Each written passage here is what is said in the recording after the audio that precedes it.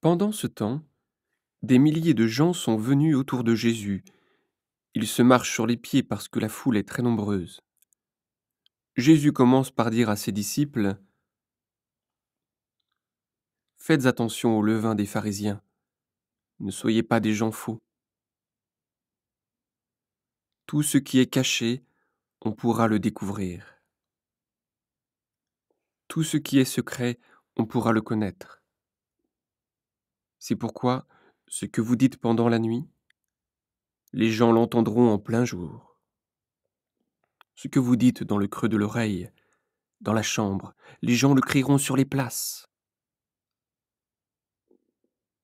Je vous dis ceci à vous, mes amis. N'ayez pas peur des gens qui tuent le corps,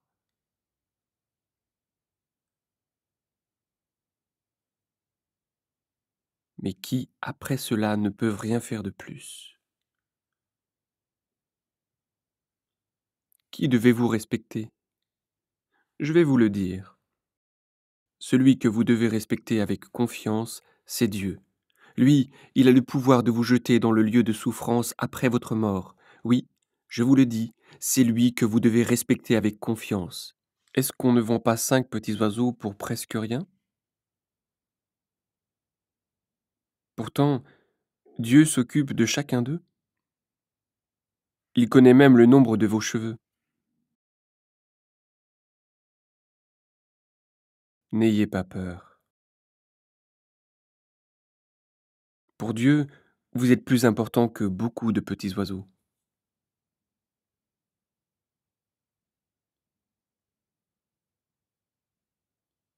Je vous dis encore ceci.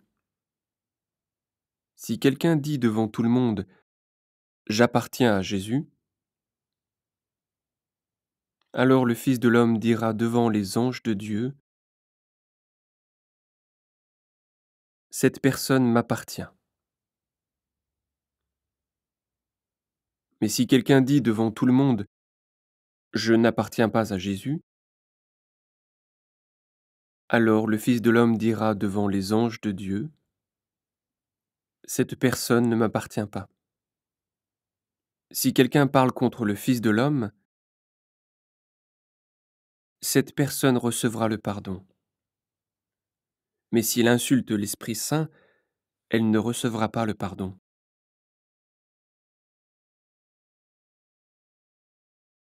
Quand on vous emmènera pour vous juger dans les maisons de prière, ou devant les chefs ou les autorités, ne soyez pas inquiets en vous demandant comment nous défendre, qu'est-ce que nous allons dire. En effet, à ce moment-là, l'Esprit Saint vous enseignera ce qu'il faut dire.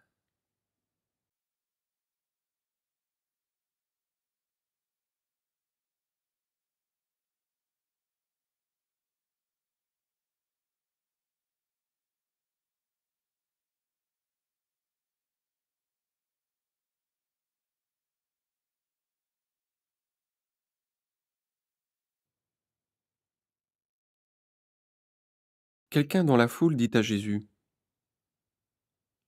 Maître, commande à mon frère de partager notre héritage avec moi.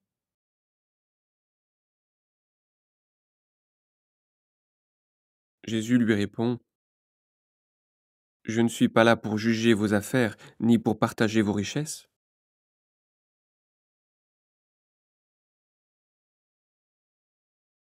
Ensuite, Jésus dit à tout le monde, Attention, ne cherchez pas à avoir toujours plus de choses. En effet, la vie de quelqu'un ne dépend pas de ce qu'il possède, même s'il est très riche. Alors Jésus leur raconte une histoire. Un homme riche a des terres qui produisent une bonne récolte.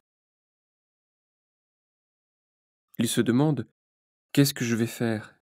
Je n'ai pas assez de place pour mettre ma récolte. Alors il se dit, Voilà ce que je vais faire. Je vais démolir mes greniers et en construire de plus grands. J'y mettrai toute ma récolte et mes richesses. Ensuite, je me dirai à moi-même, Mon ami, tu as là beaucoup de richesses pour de nombreuses années. Repose-toi, mange, bois, amuse-toi.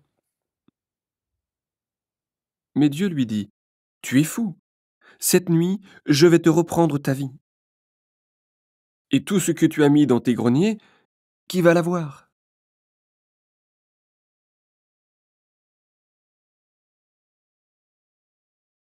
Jésus ajoute, voilà ce qui arrive à celui qui cherche des richesses pour lui-même, mais qui n'est pas riche pour Dieu.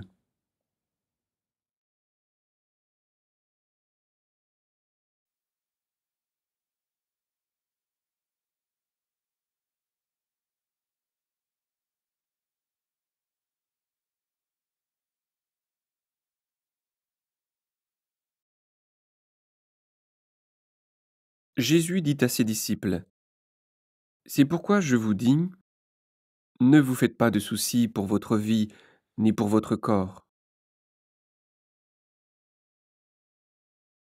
Ne vous demandez pas, qu'est-ce que nous allons manger? Avec quoi est-ce que nous allons nous habiller?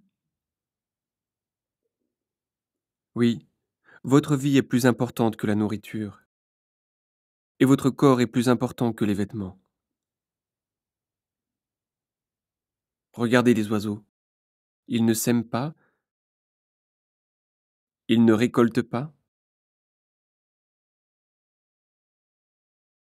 ils n'ont pas de réserve ni de grenier, mais Dieu les nourrit.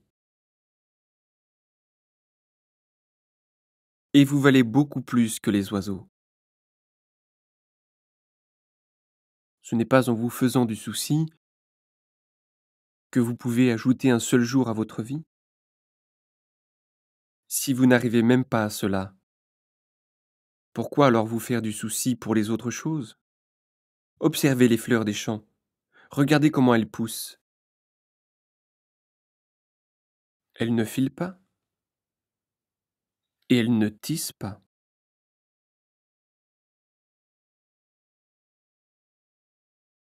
Pourtant, je vous le dis, même Salomon, avec toute sa richesse, n'a jamais eu de vêtements aussi beaux qu'une seule de ses fleurs.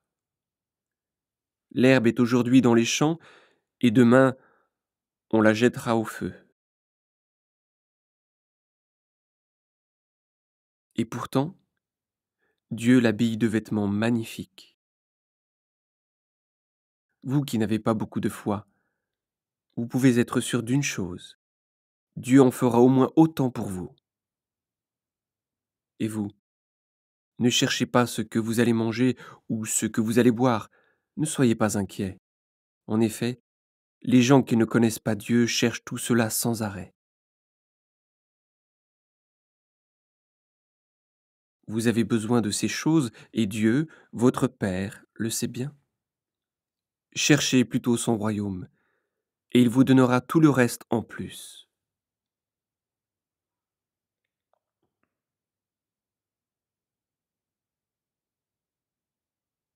N'aie pas peur, petit troupeau.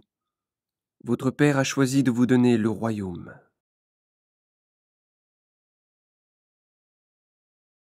Vendez ce que vous avez et donnez l'argent aux pauvres.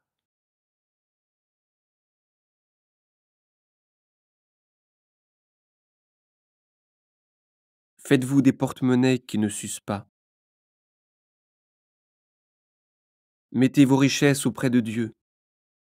Là, elles ne s'abîmeront pas.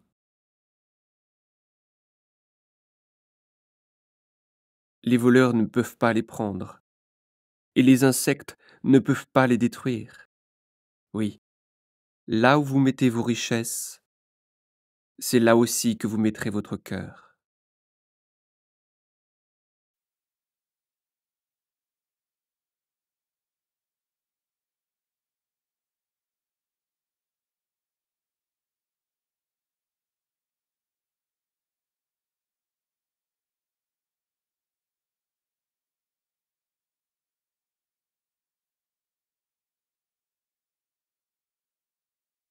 Soyez comme des gens qui attendent leur maître au retour d'un mariage. Restez en vêtements de travail et gardez vos lampes allumées. Et quand il arrivera et frappera, les serviteurs lui ouvriront la porte. Ils sont heureux, ces serviteurs, si en arrivant le maître les trouve éveillés. Oui, je vous le dis, c'est la vérité. Il mettra son vêtement de travail. Il fera asseoir ses serviteurs pour le repas, et il passera pour leur servir à manger.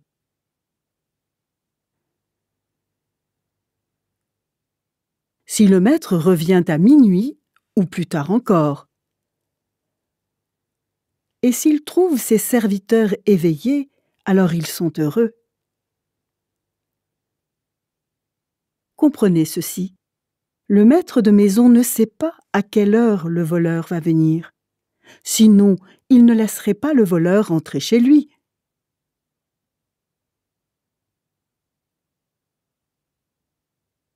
En effet, le Fils de l'homme viendra, mais vous ne savez pas à quel moment.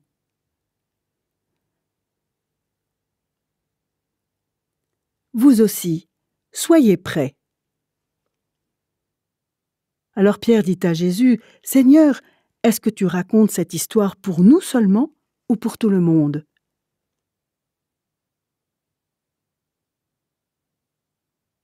Le Seigneur lui répond, « Le serviteur fidèle et intelligent, qui est-il » C'est celui auquel le maître a dit, « Je te confie ce travail, donne à manger aux gens qui sont à mon service au bon moment. »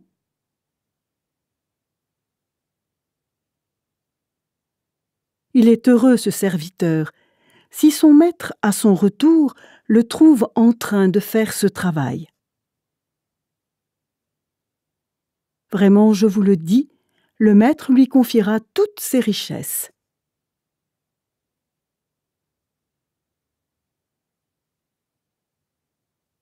Mais supposons ceci. Le serviteur se dit, « Mon maître ne revient pas vite. » Et il se met à frapper les autres serviteurs et les servantes. Il mange, il boit, il devient ivre. Alors le maître viendra un jour où son serviteur ne l'attend pas et à une heure qu'il ne connaît pas. Il chassera ce serviteur et il le traitera comme on traite ceux qui ne sont pas fidèles.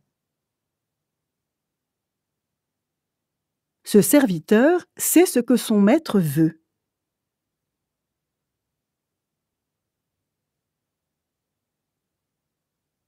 Mais il ne prépare rien et il ne fait pas ce que son maître veut.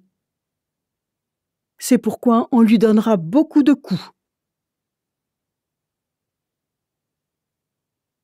Mais si un serviteur ne sait pas ce que son maître veut,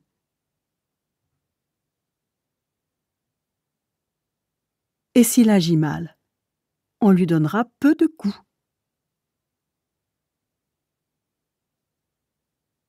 Si on donne beaucoup de choses à quelqu'un, on lui demandera aussi beaucoup. Si on confie beaucoup de choses à quelqu'un, on lui demandera encore plus.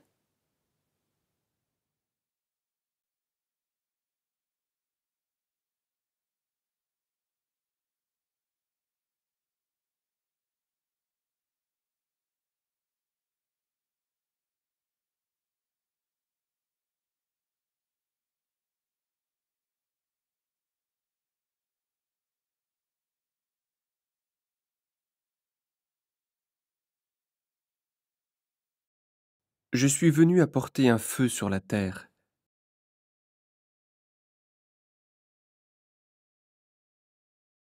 Et je voudrais vraiment qu'il soit déjà allumé. Je dois recevoir un baptême et j'attends avec grande impatience que cela se réalise. Ne pensez pas que je suis venu apporter la paix sur la terre. Au contraire, je vous le dis, à cause de moi, les gens ne seront pas d'accord entre eux. À partir de maintenant, quand 5 personnes vivront dans la même maison, elles ne seront pas d'accord. Elles seront 3 contre 2 et 2 contre 3. Le Père ne sera pas d'accord avec le Fils, et le Fils ne sera pas d'accord avec le Père. La mère ne sera pas d'accord avec la fille, et la fille ne sera pas d'accord avec la mère. La belle-mère ne sera pas d'accord avec la belle-fille, et la belle-fille ne sera pas d'accord avec la belle-mère.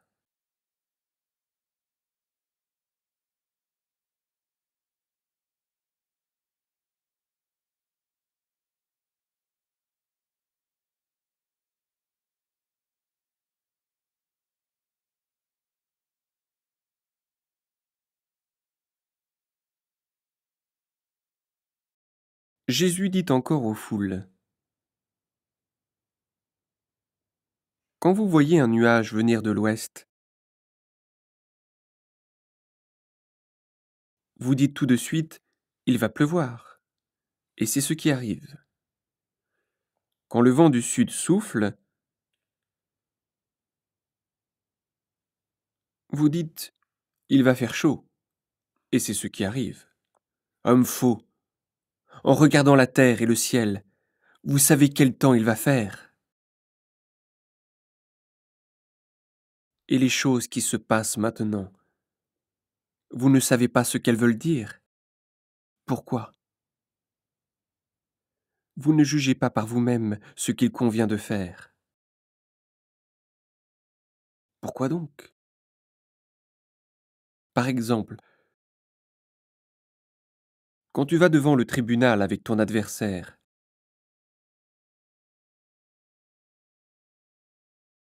essaye de te mettre d'accord avec lui pendant que vous êtes en route.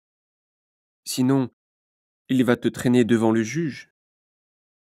Le juge va te livrer à la police et les policiers vont te jeter en prison. Je te dis une chose, tu ne sortiras pas de là si tu ne payes pas tout l'argent que tu dois.